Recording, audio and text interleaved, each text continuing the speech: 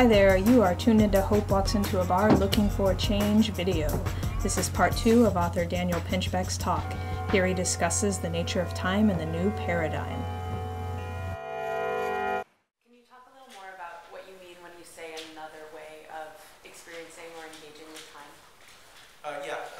In 2012, I specifically looked at philosopher Jean Gebser, who wrote a book called The Ever-Present Origin.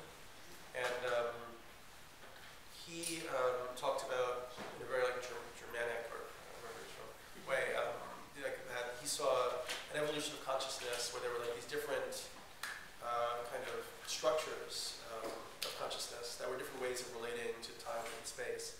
And so he isolated a few of them, and he isolated when they were now, and he saw that we were on the cusp of a new one.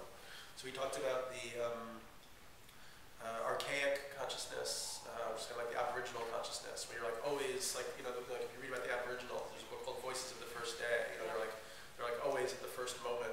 Every act is sort of reinstating creation. Then after that was a sort of magical phase of consciousness, like tribal magic, instantaneous manifestation, just a little distinction. Then mythological or mythical consciousness, which is cyclical. So you have, the Hindus have the yugas that repeat, and the Mayans have these cycles that repeat, or just spirals that repeat. The Egyptians have the precession of the equinoxes, huge 2,200-year cycles. And so then after the one that came after that was what he calls the mental rational consciousness, where we became sort of possessed by a space in a way that previous cultures hadn't been. And it's really clear from art, if you look at Egyptian art or pre-medieval art, it was just this flat, people were existing in a different type of non-perspectival space. So we became lost in space and matter. These were such new discoveries for us. And so we began to see everything as a spatial quantity. So our whole way of thinking about time is as something spatial and quantifiable. That's like an amount. So we talk about wasting time, spending time, having enough time, killing time. So we're always imagining that time is in front of us somehow, that we can somehow grab it. And since that's not possible, then we're always in this anxiety around time. We keep getting in a worse and worse relationship to it. So Gebser thought that particular form of time was reaching its end, and he looked at it through modern art, how art had gone through the perspective in the Renaissance, to kind of breaking up of the picture plane and cubism, where there's attempts to bring in different moments and stuff like that. He looked at all the different art forms, from cinema to music and so on. So then he proposed that we were on the cusp of a shift or mutation, actually is the word he used, into a form of time relationship he called integral or perspectival. And his idea for that is that you would be simultaneously, simultaneously realize yourself at all of these different times at the same time. So at this moment, we would be at the ever-present origin. We are at the ever-present origin.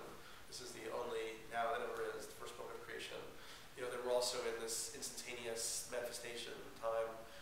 Then we're also in the cyclical time. So it's again, approaching the end of the Kali Yuga. It's the end of the long count. It's the shift between the age of Pisces and the age of Aquarius, which something happened 2 weeks ago. And then we're also, when we need it, we're also in this historical, linear, perspectival time.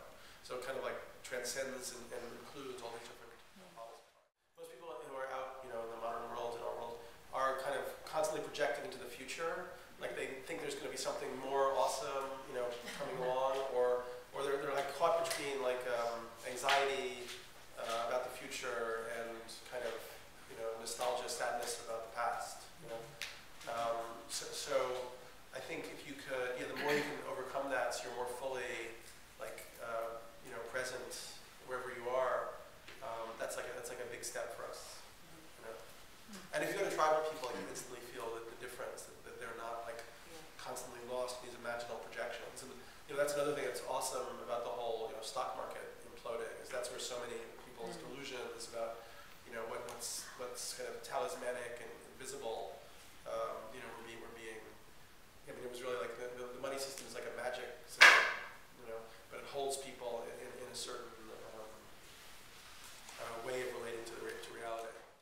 And so the next phase of development is the eye is learning how to transform the astral body.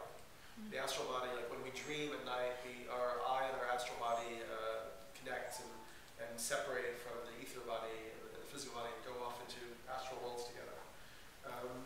But the astral realm is also the plane of like intense cravings, lust, desires. All that energy is like pouring and streaming through us, and because we haven't reached a certain level of self-development, it kind of overtakes us.